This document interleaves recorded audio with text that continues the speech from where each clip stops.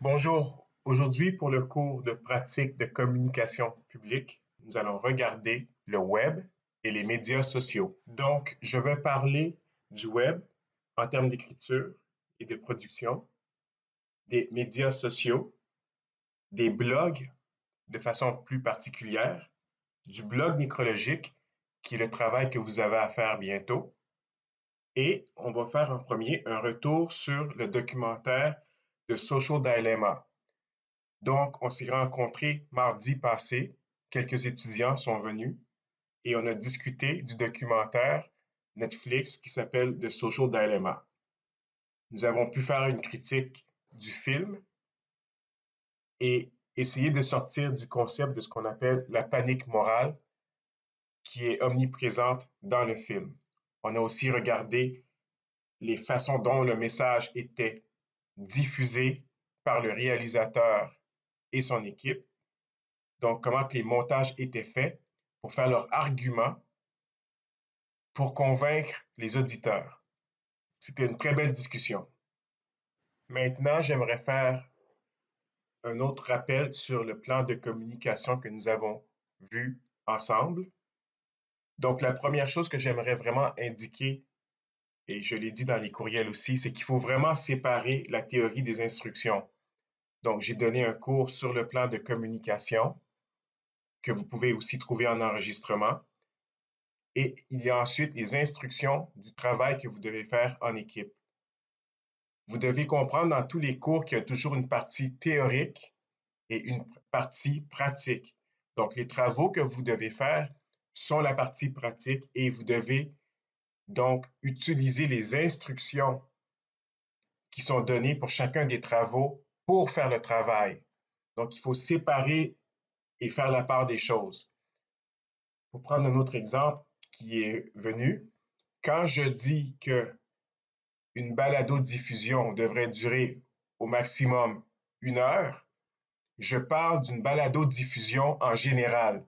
Je ne parle pas de votre travail que vous avez à faire pour le cours, où là, la balado est 3 minutes seulement. Donc, il faut utiliser un peu de votre jugement pour comprendre quand je parle en général, en théorie, et quand je parle directement de votre travail à faire.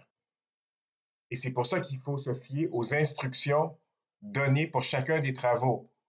Maintenant, il y a plusieurs concepts qui n'ont pas encore été enseignés. Je ne peux pas enseigner tous les concepts en même temps. Donc, il y a des choses dans le plan de communication que nous n'avons pas encore vues ensemble. Donc, il faut avoir un peu de patience et se dire, ça va venir. On n'est pas encore rendu là. De toute façon, le plan de communication n'est pas prêt et n'est pas dû pour la semaine prochaine. Donc, il y a beaucoup de concepts qu'on n'a pas encore vus ensemble. Si vous prenez un peu de devant, rencontrez-moi en équipe et on va pouvoir en discuter. J'aime beaucoup discuter avec les équipes car, d'après moi, chaque projet est différent. Donc, il y a un enseignement et des instructions spécifiques auxquelles je ne peux même pas penser d'avance qui viennent pendant que vous travaillez sur vos sujets. Alors, c'est là qu'il faut venir me voir et on va en discuter ensemble. C'est une approche que je préfère en termes d'enseignement que de vraiment travailler sur votre projet spécifique. Il y a des instructions qui sont plus générales, mais il y a des instructions qui sont spécifiques à votre équipe, à votre contexte, aux défis que vous avez spécifiquement dans votre projet. Donc, je suis là pour vous quand vous avez ces questions-là. Venez en équipe et on discutera de ça ensemble. Bon, maintenant, on va parler du web et des médias sociaux. La première chose à laquelle je veux que vous portiez attention, c'est ce que j'appelle la règle du 30 secondes et moins. C'est quoi la règle du 30 secondes et moins? C'est une règle très pratique qu'on peut vérifier facilement avec les statistiques de notre site web et qui est répétée partout. C'est que la majorité des usagers sur Internet, sur le web, ne restent sur une page que 30 secondes. Même qu'on pourrait dire que la décision que quelqu'un qui clique sur un lien et qui prend le temps d'aller sur une page, ça prend 10 secondes et moins souvent pour que cette personne décide de rester ou non sur cette page. C'est ce qu'on pourrait appeler une sorte de channel surfing ou de zapping. Qu'est-ce que ça veut dire pour nous qui créons du contenu sur le web? Ça veut dire qu'on a entre 10 et 30 secondes pour vendre notre salade, pour vendre notre pitch, pour que l'usager reste sur notre page. Ça ne nous donne pas beaucoup de temps.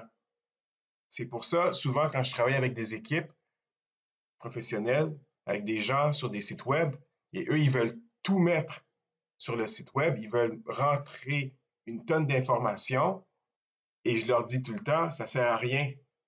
Cette information-là ne sera même pas utilisée par les usagers. Il faut vraiment penser à ça. Il faut optimiser tous les contenus qu'on met sur le web en sachant qu'il y a tellement de compétition, il y a tellement de contenu autour qu'on n'a pas le temps d'essayer de tout faire et de tout donner aux usagers.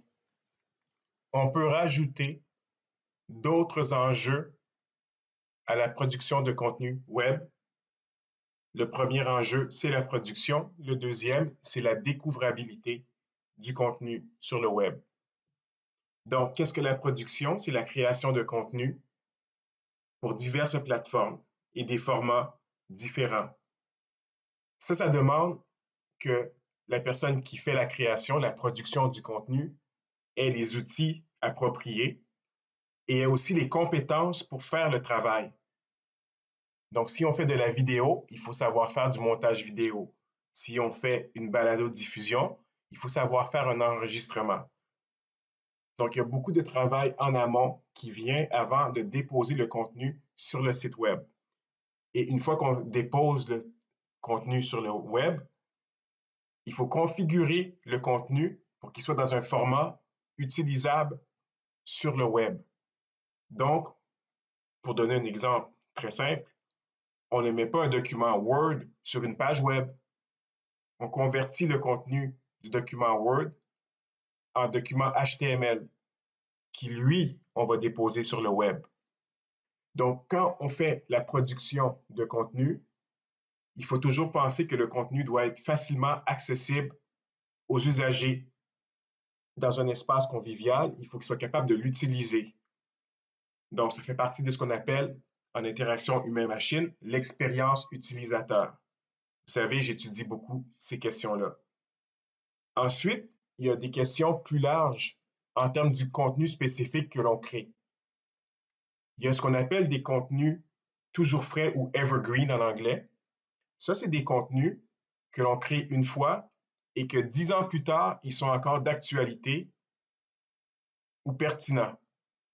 Ensuite, on a des contenus plus ponctuels, souvent des nouvelles, dont la temporalité du contenu est réduite. Donc, si je fais une nouvelle, un article sur l'élection américaine du mois de novembre 2020, c'est une nouvelle un peu plus ponctuelle. Donc, il faut que le contenu sorte le plus vite possible pour informer les gens la journée même de l'élection ou le lendemain. À moins que je fasse un éditorial qui fait une réflexion sur l'élection, ça, je peux prendre quelques jours de recul. Mais si je fais une nouvelle sur Internet, sur le web, pour communiquer les résultats de l'élection, je ne peux pas attendre 3 semaines pour mettre le contenu. Donc, il y a un côté de temporalité sur la nouvelle, sur le web, et il y a une compétition très grande entre divers concurrents qui veulent mettre du contenu similaire pour attirer l'auditeur, l'usager, vers son site et non celui de son concurrent. En même temps, ce contenu, il est produit rapidement pour répondre à des besoins très ponctuels, mais la valeur du contenu baisse très rapidement. Je vais vous donner un exemple autrement que des élections. Quand je fais des critiques de bande dessinée sur mon site web Comic Book Bin, souvent, si je fais une critique des BD qui viennent de paraître, ma critique est très en demande le jour ou les jours suivants. Mais 3 mois plus tard, la critique est moins utile pour les gens qui n'ont plus besoin de savoir des informations sur la BD qui est sortie il y a 3 mois. C'est là que le contenu web que l'on produit devient plus du contenu historique. Et si on est chanceux, ça devient un contenu toujours frais ou evergreen. Donc, c'est un contenu qui va durer, qui va perdurer et qui va être pertinent à travers le temps. Donc, si je fais un article qui parle de comment allaiter un bébé, vous pouvez comprendre que je n'ai pas de compétition du jour au lendemain à sortir mon article le plus vite possible. Mais est-ce que mon article sur comment allaiter un bébé, dans 20 ans, dans 50 ans ou dans 6 mois, va être encore pertinent pour mes lecteurs? Évidemment, il va être pertinent. Donc, vous voyez la différence entre un contenu plus ponctuel et un contenu qu'on appelle toujours frais ou evergreen. Donc, dans la production des contenus que vous faites sur le web, pensez toujours à ça. Est-ce que c'est un contenu ponctuel qui répond à un besoin spécifique et qui éventuellement va devenir plus historique et peut-être moins pertinent, à part pour les historiens qui veulent retracer qu'est-ce qui s'est passé à tel moment, comme pour l'élection américaine, ou est-ce que vous faites un contenu qui, dès le départ, est toujours frais et toujours pertinent pour votre lecteur? Il y a 2 sortes de contenus. Un n'est pas meilleur que l'autre, évidemment. Ils répondent à des besoins différents en production. Ensuite, on a le concept de la découvrabilité, qui est le deuxième enjeu important sur le web. Une fois qu'on a produit notre contenu, maintenant, il faut que les gens soient capables de le trouver. Donc, il y a plusieurs façons de trouver le contenu. On va les regarder aujourd'hui. En général, on peut regrouper toutes ces questions dans ce qu'on appelle le référencement. Donc, comment est-ce que notre contenu est répertorié partout sur le web pour que les gens puissent le trouver facilement? Il y a dans le contenu sur le web certaines difficultés puisque le contenu continue d'augmenter constamment. Donc, il n'y a pas une baisse de contenu, ça fait juste augmenter. Et notre capacité à produire des nouveaux contenus sur le web ne fait qu'augmenter elle aussi. Donc, il y a des besoins d'éditorialisation du contenu, ou ce qu'on appelle en anglais le syndication. C'est une approche où on met notre contenu chez un partenaire qui, lui, a un plus grand accès aux usagers, aux lecteurs, aux auditeurs. Donc, on perd un peu de notre autonomie en mettant notre contenu là, mais en même temps, on est capable d'aller chercher une plus grande marge, un plus grand nombre de personnes qui vont découvrir notre contenu. Donc, ça, c'est toujours un défi. Évidemment, si je vends des produits et que je veux que mes produits soient vendus sur mon site web, j'ai le même défi aussi. Donc, je peux placer des produits ou demander à des partenaires de promouvoir mes produits pour moi, pour amener les gens vers mon site, qu'ils puissent acheter mon produit. L'autre défi qu'on a avec le contenu web qui ne continue que d'augmenter, c'est qu'on l'a vu déjà dans le cours sur le journalisme, on a les gardiens, en anglais les gatekeepers, qui disent ça c'est du contenu qu'on peut voir, ça c'est du contenu qu'on ne devrait pas regarder. Et il y en a beaucoup de ces gardiens-là.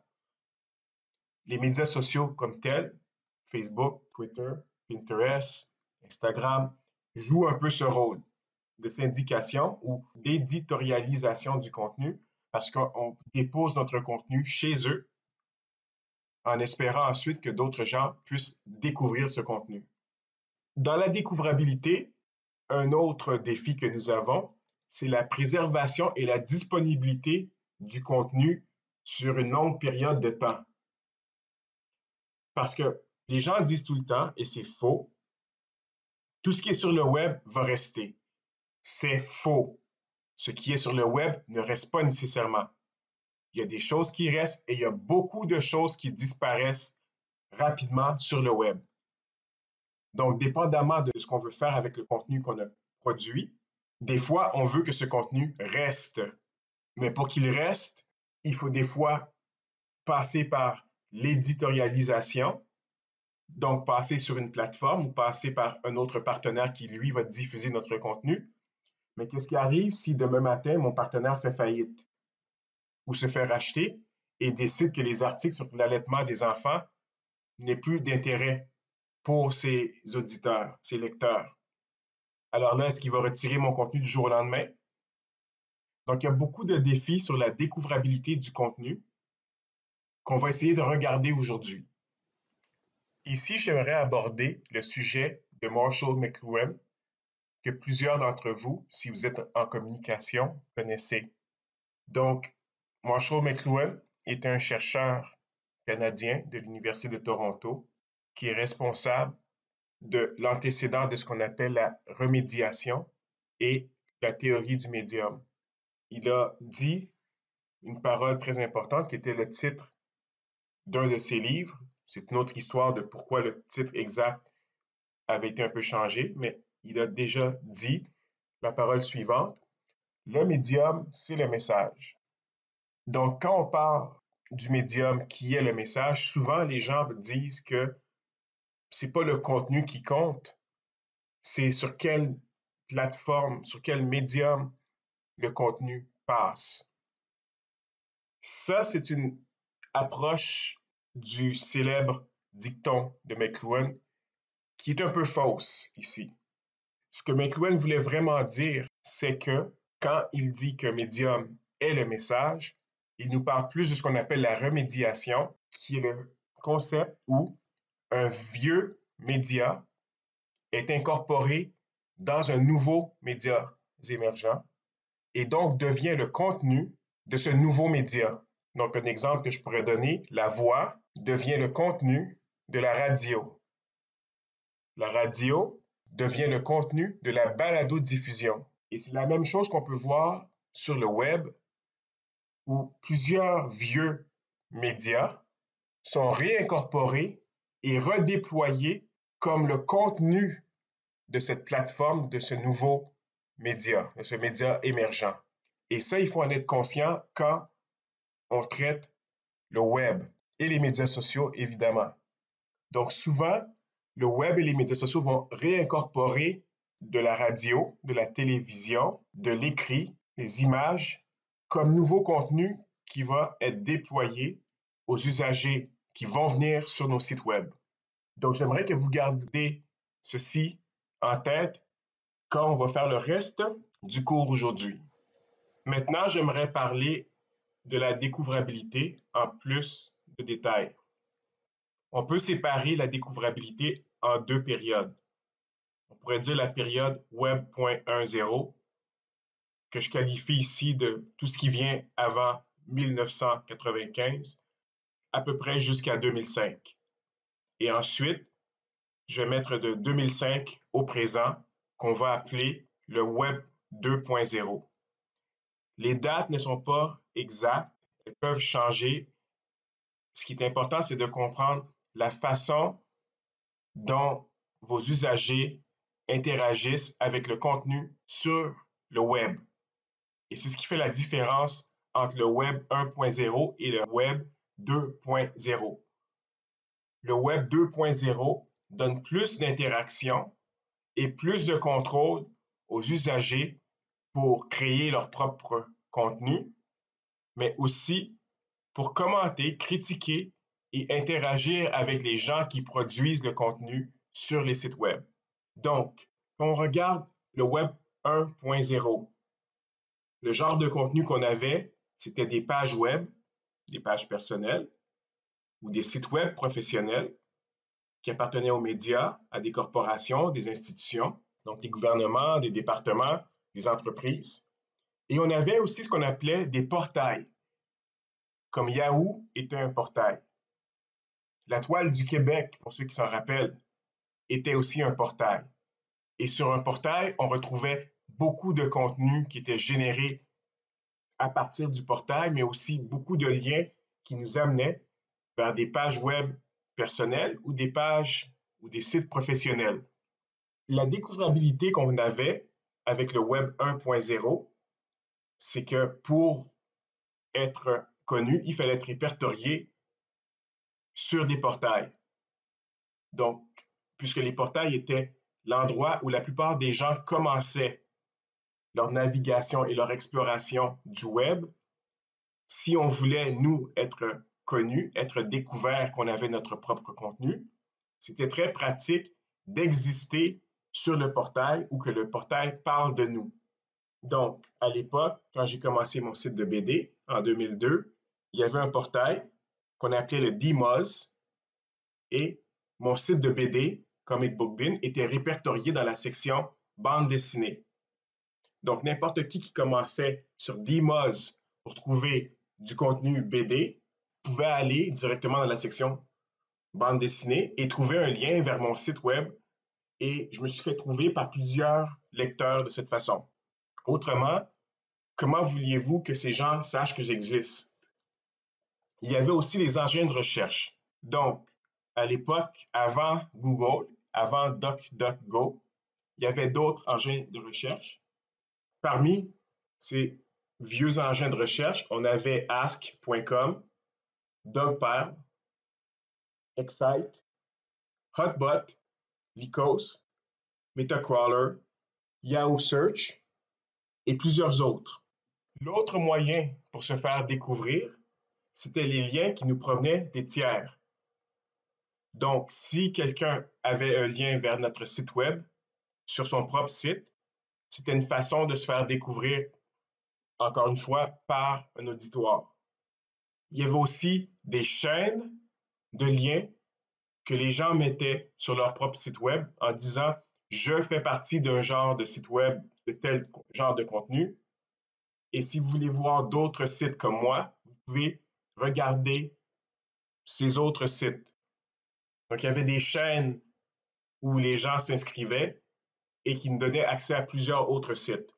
Où souvent, et on le voit encore jusqu'aujourd'hui, il y avait des pages liens vers les tiers sur des sites web qui faisaient des suggestions où les gens pouvaient naviguer une fois qu'ils avaient terminé avec le site.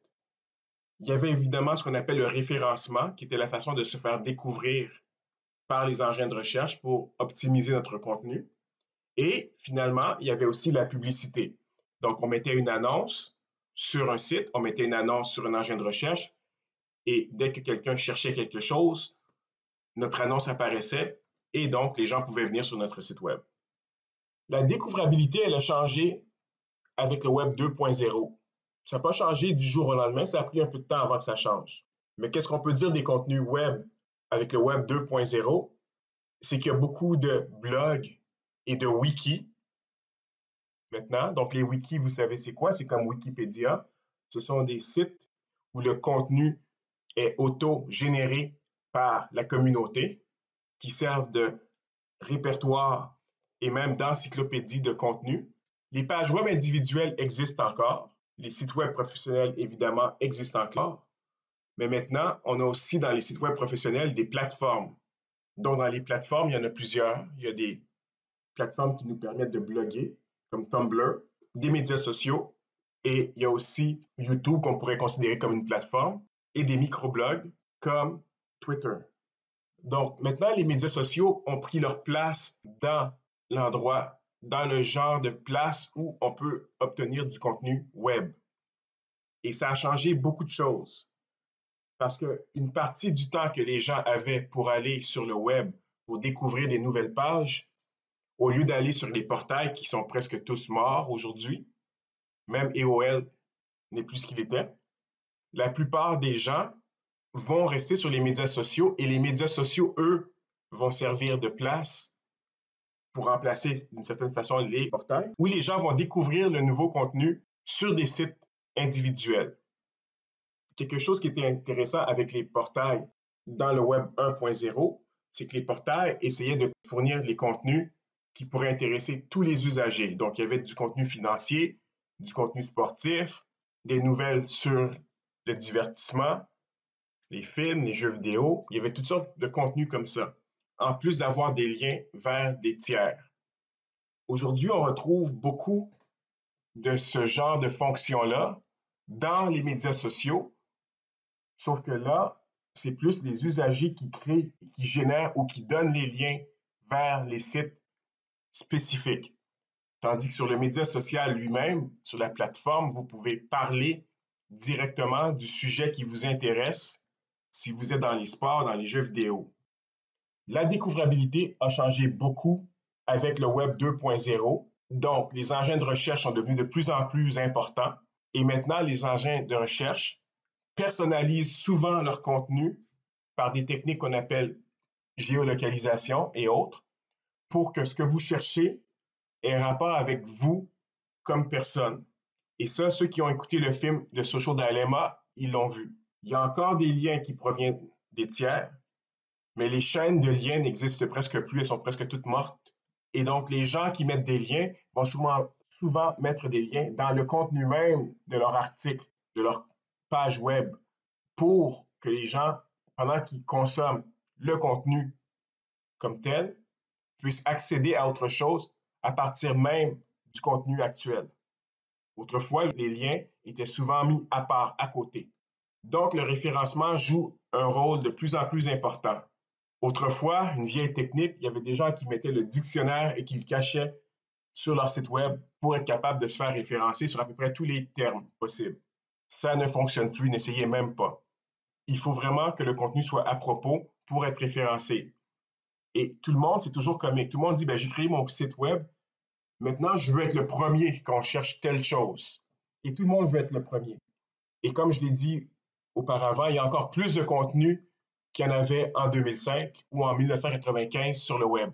Donc, il y a encore plus de gens qui créent des pages et qui veulent être découverts. Donc, il y a encore plus de monde qui s'empresse à être le premier. D'une certaine façon, j'aimerais dire à tous, oubliez ça. Il faut vraiment être à propos et vraiment spécifique pour être le premier dans une recherche. Donc, le référencement est très difficile de nos jours. Et c'est un métier à part que vous pouvez faire une fois que vous avez vous avez gradué de notre programme de communication, vous pourriez devenir des experts en référencement. J'étais très bon en référencement de 2002 à 2008, mais j'ai arrêté d'en faire depuis ce temps-là. J'ai plus le temps de faire du référencement, mais mes sites étaient très bien classés à l'époque. C'est plus le cas maintenant. La publicité, évidemment, est omniprésente et comme je l'ai dit, la publicité est souvent ciblée avec la personne même. De la même façon que les engins de recherche vont vous donner les résultats qu'ils pensent que vous voulez, la publicité va faire la même chose aussi. C'est une publicité qui est vraiment très, très, très spécifique à chaque personne. Il y a ensuite les recommandations automatiques et celles qui viennent des influenceurs. Donc, les recommandations, vous achetez un livre sur Amazon, vous allez voir un film sur Netflix, ils vous recommandent autre chose.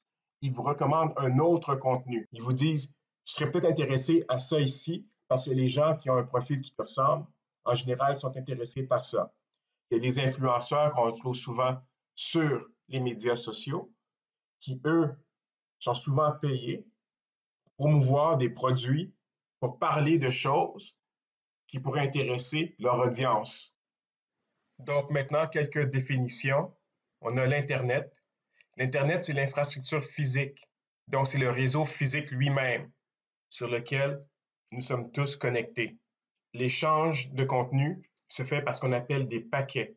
Des paquets, ce sont des morceaux de documents, d'informations numériques qui sont brisés à partir du poste de l'ordinateur où ils partent.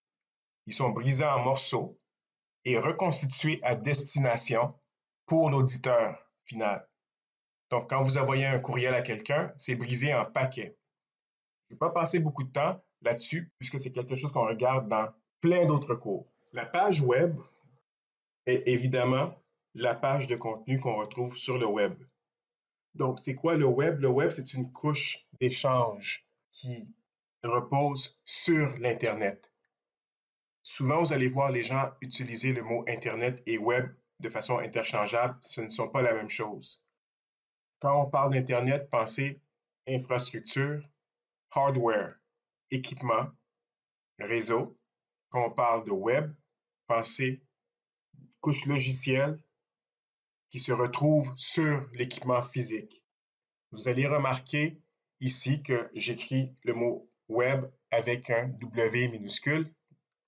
Même chose pour le mot Internet. Il y a un seul Internet et il y a un seul web. Sauf que dans certains milieux, comme les gens en médias émergents, on a arrêté de mettre la lettre majuscule sur le mot web, sur le mot Internet. Dans vos travaux, vous faites comme vous voulez. Soyez seulement consistant. Si vous mettez la lettre majuscule, gardez la lettre majuscule. Si vous mettez la minuscule, gardez la minuscule. Je vais introduire présentement un nouveau concept qu'on appelle les pratiques informationnelles. Qu'est-ce que les pratiques informationnelles?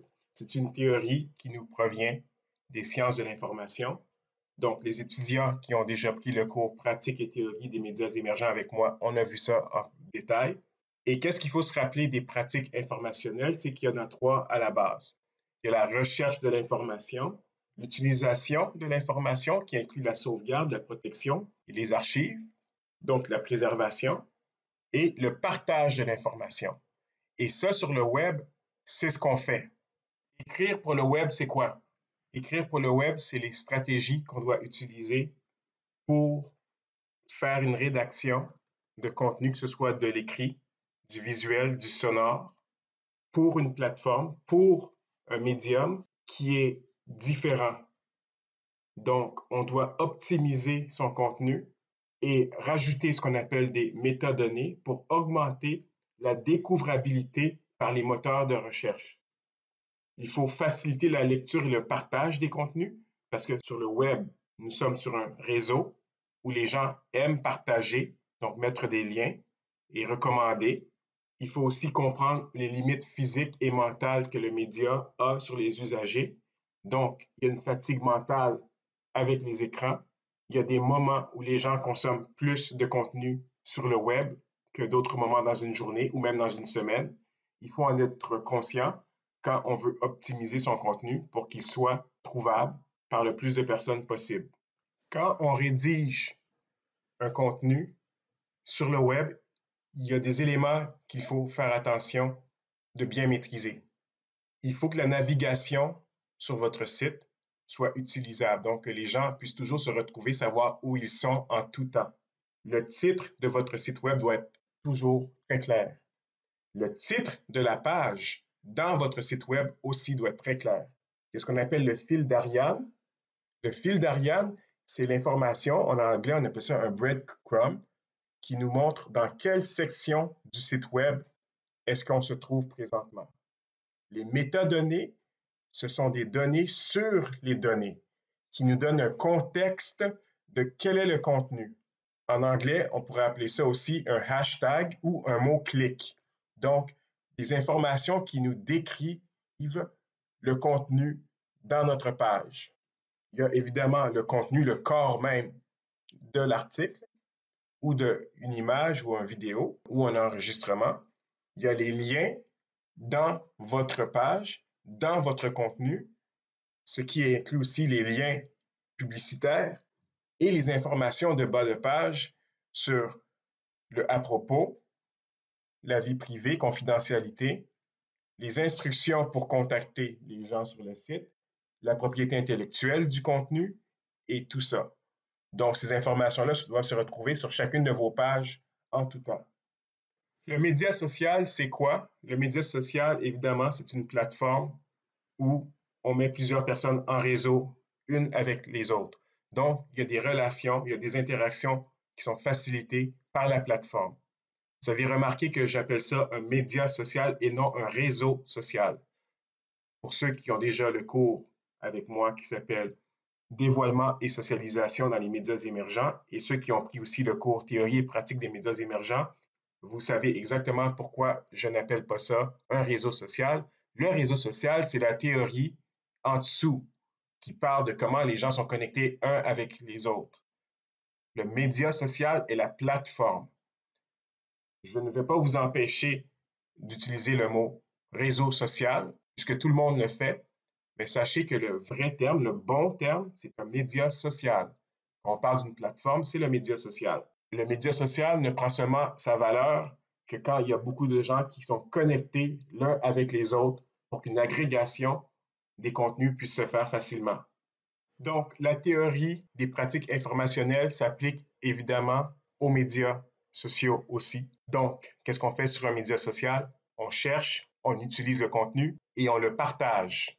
Qu'est-ce qu'on cherche sur un média social? Si on est journaliste, relationniste, publiciste, On veut comprendre les tendances. Donc, on va faire de la recherche pour comprendre quel est le dernier mot-clic sur Twitter. On veut comprendre les gens, les institutions, les entreprises privées. Donc, on va aller voir les publications des gens dans leur Facebook. On veut comprendre et on veut apprendre des professionnels. Donc, on va avoir une feuille de route ou un court résumé, un CV de qui sont ces personnes qui parlent. Donc, on va aller vérifier leur LinkedIn pour comprendre, et ainsi de suite. Quel est le genre d'utilisation qu'on peut faire d'un média social? On peut diffuser des nouvelles, on peut correspondre avec des utilisateurs si on a une entreprise, on peut voir ce que font les dirigeants et les autres personnalités. Donc, comme journaliste, relationniste, publiciste, communicateur, on peut faire tout ça sur un média social. Les fonctions de partage sont au cœur des médias sociaux et sont souvent utilisées par des institutions, des entreprises et même des individus, comme des vedettes, pour outrepasser les médias traditionnels, donc faire passer son message directement au public.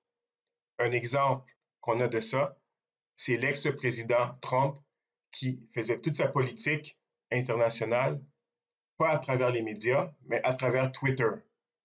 Donc, on voulait savoir qu'est-ce qu'il pensait, qu'est-ce qu'il avait en tête. Il fallait suivre son Twitter parce que c'était là où il y avait toute l'information.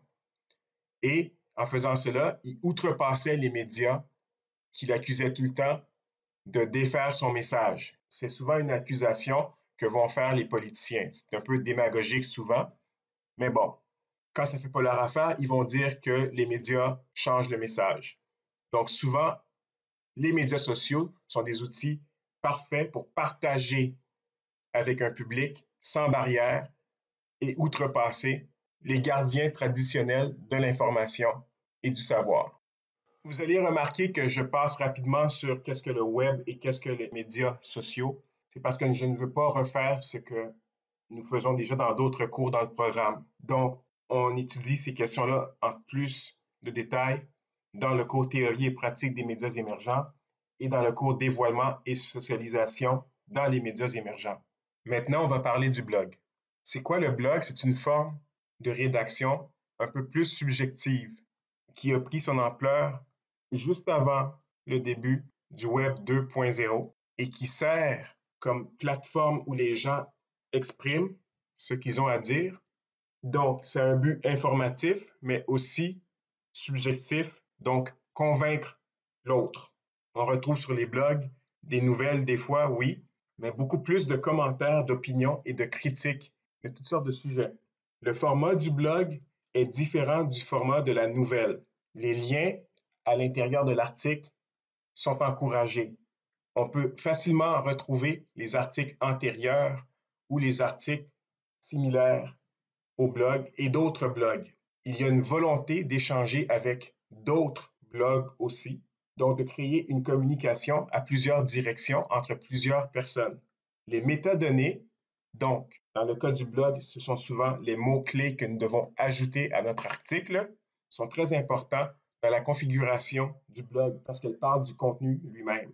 Et évidemment, les lecteurs sont encouragés à mettre leurs commentaires en dessous de l'article, donc poursuivre la discussion déjà engagée plus haut. J'aimerais que vous portiez attention au format du blog qui est principalement l'écrit et que maintenant, les influenceurs que l'on retrouve font de l'écrit, mais font aussi beaucoup plus de la vidéo ou du podcast, de la balado-diffusion. Donc, le blog, il y avait une espèce de performativité où les gens avaient leur espace individuel pour s'exprimer. C'était vraiment l'expression de l'individu qui était la plus importante. Et c'est pour ça que les outils de partage permettaient à d'autres personnes de répondre à cet individu qui partageait. Le blog, on pourrait dire, a perdu de son influence, a perdu de sa force. Et c'est assez ironique puisque quand le blog a pris son envol au début des années 2000, il y a beaucoup de gens des médias traditionnels qui en avaient peur, qui se disaient que maintenant que tout le monde peut parler à tout le monde facilement comme ça, que tout le monde peut avoir sa propre plateforme personnelle pour dire ce que l'on veut, que ceci mettait en cause et pouvait défier la suprématie des médias traditionnels comme la radio, la télévision, les journaux.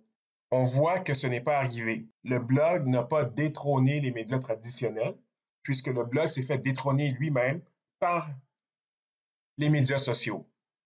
Cependant, le blog reste encore un endroit important et a été intégré dans plusieurs plateformes et autres médias sociaux, tels que Medium et autres, où le contenu principal est vraiment un blog, sauf qu'une plateforme permet l'éditorialisation et le partage encore plus simplifié du contenu généré par les auteurs. Est-ce que le blog est une tendance temporaire? C'est à vous de décider. Avec plusieurs plateformes qui existent présentement, c'est facile de se faire entendre et de partager sa voix ou ses écrits en ligne. Alors, pourquoi est-ce qu'on pourrait bloguer aujourd'hui? Pourquoi utiliser cette façon de communiquer avec les autres? Un des avantages du blog, c'est que avec la vidéo, avec la balado-diffusion, il faut ajouter des mots-clics pour qu'on puisse savoir quel est le contenu de l'enregistrement. Avec le blog, on peut avoir les mots-clics, les mots-clés, mais le texte lui-même est une panoplie de mots-clés. Donc, c'est beaucoup plus facile pour que les gens tombent sur votre article qu'une vidéo. C'est aussi plus facile quand on peut héberger son propre contenu et le déplacer facilement d'une plateforme à l'autre. Il y a des plateformes pour la vidéo. La plus importante, vous la connaissez tous, c'est YouTube. Il y en a d'autres pour les balados de diffusion, comme SoundCloud ou Apple iTunes. Et pourtant, chacune de ces plateformes sont des plateformes privées. Le blog, vous pouvez encore ouvrir votre propre blog demain matin et mettre votre contenu en ligne et le laisser comme ça. Vous n'êtes pas engagé dans un jeu de marchandisation de vos propres données pour essayer de plaire à un public. Vous pouvez seulement écrire ce que vous voulez écrire. Donc, c'est un outil de travail qui peut vous aider beaucoup pour colliger vos idées et vous n'êtes même pas obligé de le partager si vous voulez, mais il peut rester là. Donc, comme je l'ai dit, le blog tend à disparaître ou prendre moins de place dans l'espace médiatique en ligne qu'autrefois, mais ce n'est pas un médium qui est mort, c'est un médium qui peut perdurer. Je vais vous parler un petit peu de mon expérience avec mon site web Comic Book Bin, qui n'est pas un blog, c'est un site de nouvelles sur la bande dessinée, mais il y a certains aspects qui ressemblent au blog, puisque les auteurs peuvent écrire des articles plus personnels sur la BD ou des articles d'opinion sur le site. Donc, moi, j'ai commencé ce site en 2002, ça fait longtemps. À l'époque, quand on commençait un site comme ça, il y en avait plusieurs et la plupart d'entre eux ont disparu. Les gens ont arrêté de mettre à jour le contenu sur leur site. Moi, j'ai toujours continué, bien que depuis que j'ai commencé mon doctorat, c'est un peu plus difficile de mettre à jour du contenu sur ce site. Mais j'avais beaucoup d'autres rédacteurs qui m'aidaient dans cette tâche, donc on a réussi à atteindre 28 000 articles et plus en date d'aujourd'hui. Souvent, je me suis posé la question, et c'est un mouvement que j'ai vu avec d'autres sites dans le même domaine que le mien, donc la bande dessinée, qui ont pris le virage YouTube, le virage vidéo ou le virage balado-diffusion. On a joué avec ça aussi à un certain moment, sauf qu'on a toujours gardé le texte, l'article, comme le moyen principal de communiquer à partir de notre site. Aujourd'hui, c'est vrai que les sites comme le mien, en termes de référencement, Google ne nous aime pas tellement. Pourquoi? Bon, c'est un vieux site. Au contraire, c'est une bonne chose en général. Sauf que le site, le contenu n'a pas l'air aussi attrayant puisqu'il n'y a pas de vidéos, autant de vidéos, je devrais dire, ou de balados. Et dans un environnement où il y a des médias sociaux, ce qui arrive, c'est que si les gens sont intéressés dans un article, ils vont le mettre sur Facebook, ils vont le partager sur Twitter ou Reddit, ils vont aller voir le contenu et ensuite ils vont quitter. Donc, ce n'est pas un auditoire qui revient à chaque jour ou à chaque semaine pour voir qu'est-ce qu'il y a de nouveau sur le site. Et de toute façon, si vous allez voir le site, vous allez voir qu'on ne met plus les mises à jour autant comme avant. Autrefois, quand j'avais beaucoup plus de temps et que l'équipe était beaucoup plus grosse, et aussi que les sites web et que les blogs étaient plus à la mode, des fois, on pouvait avoir 10 articles par jour, des fois 20 articles par jour, mais on avait toujours un minimum de 5 nouveaux articles chaque jour, incluant les fins de semaine. Vous pouvez voir qu'il y avait un fort roulement de contenu et donc les gens étaient forcés presque à revenir chaque jour sur le site. Au plus haut de la popularité du site, on avait 10 000 personnes qui venaient par jour. Aujourd'hui, je me retrouve à peu près 1000 par jour. Mais 10 000 personnes par jour pour un site web, c'était beaucoup à l'époque. Ce qui est intéressant, c'est que même les contenus qu'on a créés en 2002, en 2003, 2004, 2005 sont encore visités aujourd'hui par toutes sortes de lecteurs. C'est un peu plus difficile sur YouTube ou même sur SoundCloud de retrouver des contenus un peu plus vieux.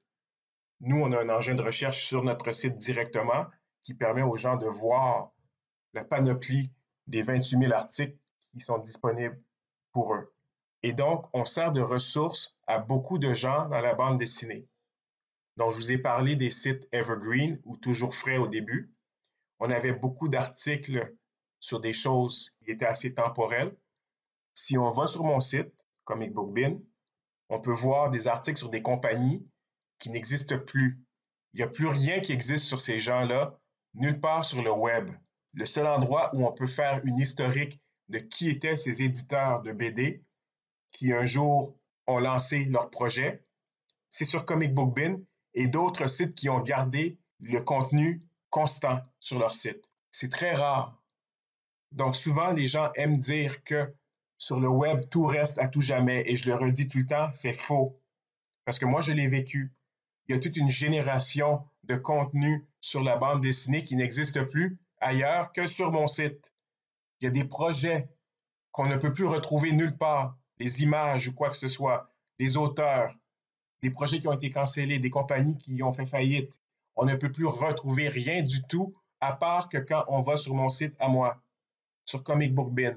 Donc, le blog, de cette façon-là, c'est pas un blog, je le dis tout le temps, c'est un site web en bonne et due forme, sert de répertoire de la connaissance, du savoir, ce que la vidéo, balado et les médias sociaux ne peuvent pas faire, parce que la temporalité fait en sorte que c'est seulement ce qui est actuel aujourd'hui qui intéresse les gens. Et pourtant, les contenus, quand on peut les garder à tout jamais, ils sont très utiles. De toute façon, en ce qui concerne mon site web Comic Book Bin, c'est ce que j'appelle un site qui est trop gros pour fermer. Je n'ai plus le temps d'écrire sur la BD autant que je pouvais autrefois. Mais il y a tellement d'informations sur ce site-là que le fermer du jour au lendemain serait presque un crime contre la culture et l'humanité pour la bande dessinée. C'est plein de trucs là-dessus. Donc pour moi, c'est toujours été une œuvre ou un effort que j'ai beaucoup apprécié et j'en ai appris beaucoup des médias émergents avec ce site-là. Donc, bloguer ou ne pas bloguer, dans mon cas, je le dis, c'est pas tellement un blog comme tel, c'est plus un site de nouvelles et de critiques de contenu qui a rapport avec la bande dessinée, le jeu vidéo, les figurines de collection, les films. C'est que bien que ce ne soit plus populaire aujourd'hui que de tenir un tel site, il y a certainement une valeur inestimable du contenu qu'on peut retrouver sur un tel site. Une des autres raisons pourquoi le site reste aujourd'hui encore, c'est qu'il est très bien référencé partout. Beaucoup d'articles sur Wikipédia parlent de tel BD, tel truc. Leurs références sont mon site, sont Comic Book Bin. Donc, il y a des milliers de liens sur Wikipédia, des pages de notre site. Vous voulez trouver un truc sur une BD qui n'existe plus, vous allez la trouver sur le site comme tel. Il faut aussi dire que créer un tel site en 2021 n'est pas ce que c'était quand je l'ai créé en 2002. Pour créer un site avec 28 000 pages en 2021, il faut beaucoup de capital. Il faut beaucoup d'argent pour faire ça. On ne peut pas bâtir une quantité immense de contenu du jour au lendemain sans avoir beaucoup d'argent. J'ai jamais été financé pour le site Comic Book Bin, j'ai toujours payé de mes poches. Donc, c'est pour ça que le fermer aujourd'hui serait un crime, d'après moi, contre l'humanité, puisqu'on ne peut pas créer quelque chose comme ça en 2021. C'est trop gros.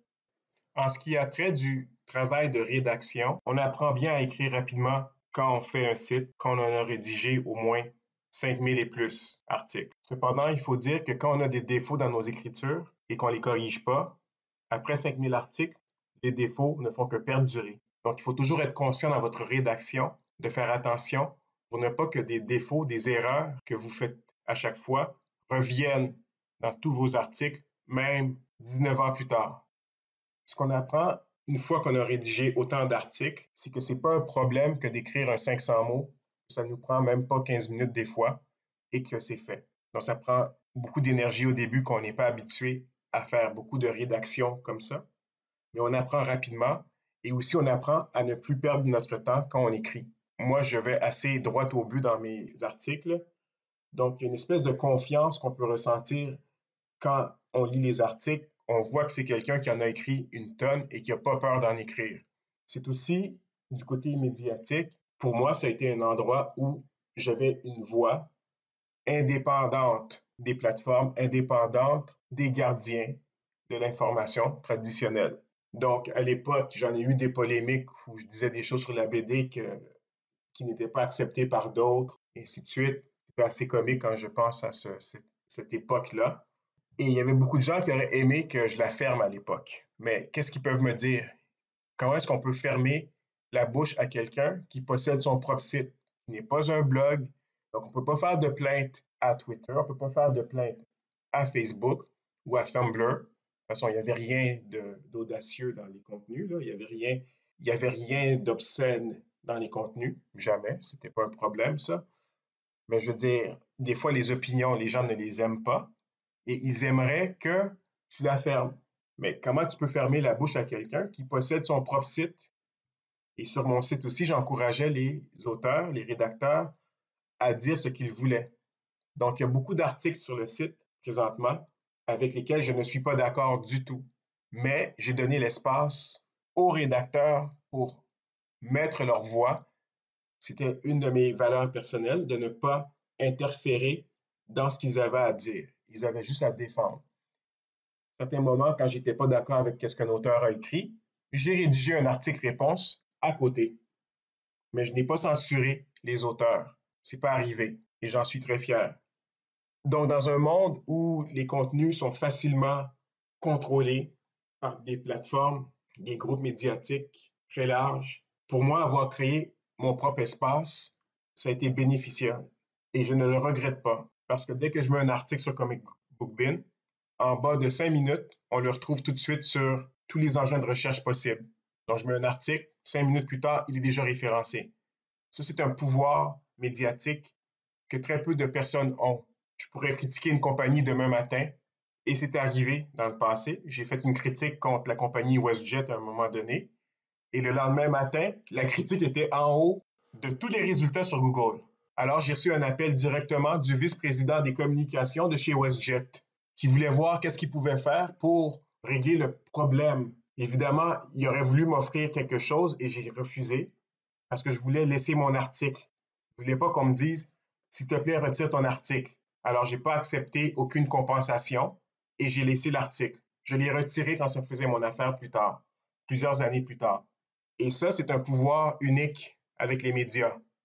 Et c'est ça que j'aime de la communication publique. Bon, c'est un site de BD, je l'ai utilisé pour critiquer WestJet, mais j'ai quand même été tendance et j'ai quand même affecté la compagnie à un point tel que plusieurs des employés laissaient des messages très méchants en bas de l'article et que les gens de chez Air Canada, les employés de chez Air Canada, entraient dans la discussion pour défendre mon article qui critiquait WestJet.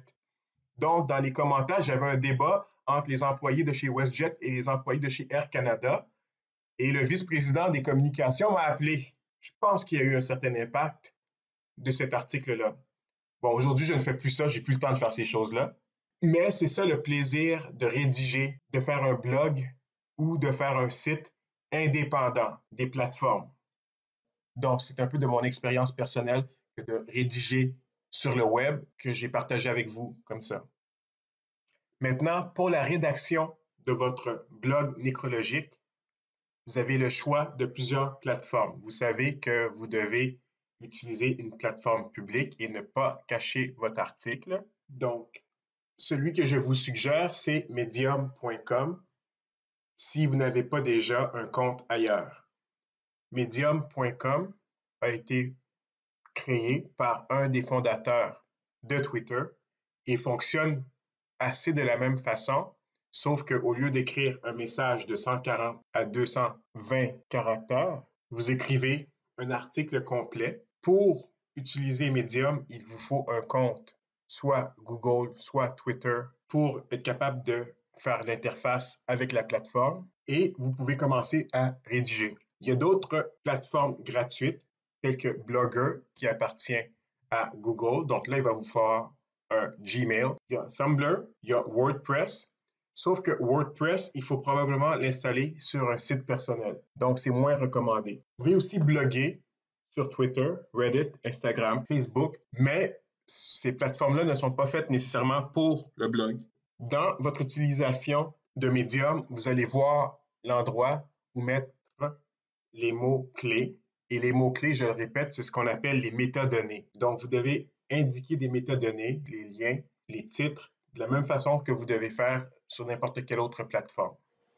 C'est quoi une nécrologie? Une nécrologie, c'est un article qui est rédigé souvent pour une célébrité, une vedette, une personne dans l'espace public, qui est rédigé d'avance en préparation à sa mort pour qu'elle soit disponible rapidement le jour où il faut l'utiliser.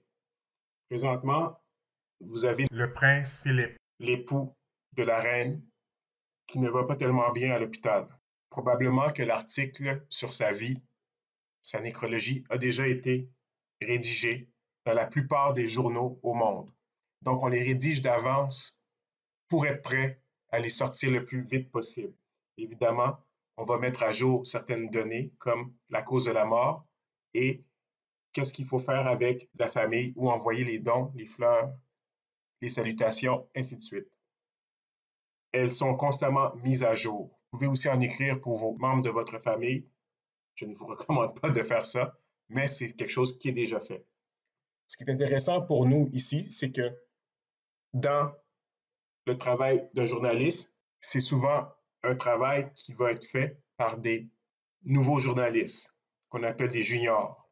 Donc, chaque journal va avoir ses nécrologies pour la plupart des célébrités importantes qui nécessitent d'en avoir un. L'exemple que je vous dis de suivre ici, c'est celui que moi j'ai rédigé il y a plusieurs années, il y a maintenant 20 ans presque, on pourrait dire, quand j'ai pris un cours similaire à celui que vous prenez avec moi présentement. J'avais rédigé le mien sur Homer Simpson. Donc, j'étais le premier étudiant de ma prof à l'époque de prendre un personnage complètement fictif. Nous, il fallait qu'on prenne des personnes en vie. Et c'est ce que vous allez faire dans votre propre travail aussi. Vous devez faire une nécrologie sur une personne en vie. Mais dans les instructions, il est bien indiqué que vous devez dire que c'est un travail de classe, de quel cours il s'agit, et que ce n'est pas vrai que si vous prenez une personne comme Jeannette Bertrand, Emmanuel Macron, que ces personnes-là sont bel et bien en vie. C'est un exercice de classe que vous faites. Il faut l'indiquer correctement. Vous devez aussi vous procurer une image de cette personne qui est libre de droit. Pourquoi est-ce que j'aime donner les nécrologies aux étudiants?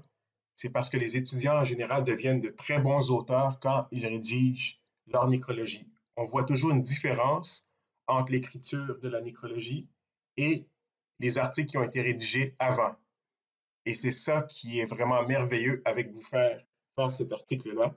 Donc, vous allez le faire dans un format blog, mais un blog informatif qui va informer le public de la vie de la personne, de la cause de la mort et de qu'est-ce qu'il faut faire après pour donner suite. Donc, pour ce travail, vous pouvez prendre une personne vivante seulement ou une personne fictive, comme un personnage de bande dessinée, de film ou de théâtre. Il vous faut une bonne image de cette personne. Ensuite, vous commencez votre article par la cause de décès. Vous suivez de la biographie de la personne. Vous parlez des proches qui sont laissés pour compte. Vous parlez ensuite de la cérémonie et des célébrations, le cas échéant de la personne, les dons, les fleurs, à qui il faut envoyer tout ça. Et finalement, en bas de votre article, vous avez un bref aperçu des principaux événements de la vie de la personne. Tout au cours de cet article, j'aimerais que vous inscrivez, si possible, des citations directes, donc des paroles qui ont été dites de cette personne-là, que vous allez mettre entre guillemets un peu partout dans votre article. Suivez l'exemple de mon article sur Homer Simpson. C'est exactement le modèle que je veux que vous suiviez.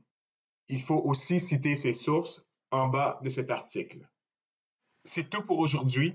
Si vous ne l'avez pas déjà fait, je vous encourage fortement à aller écouter le documentaire de Social Dilemma et de lire l'article de Florea sur Dire la mort, écrire la vie, qui peut vous aider dans la rédaction de votre nécrologie. Évidemment, son article est beaucoup plus théorique que ce que vous avez à faire. Donc, encore une fois, en prendre et en laisser dans ce que vous pouvez voir dans l'article. Et évidemment, il faut absolument aller chercher l'article sur Homer Simpson que j'ai rédigé il y a plusieurs années, car c'est vraiment le modèle que je veux que vous suiviez pour rédiger votre propre nécrologie. Je le répète, pas de personnes décédées, donc vous devez faire un article original. C'est tout et à bientôt.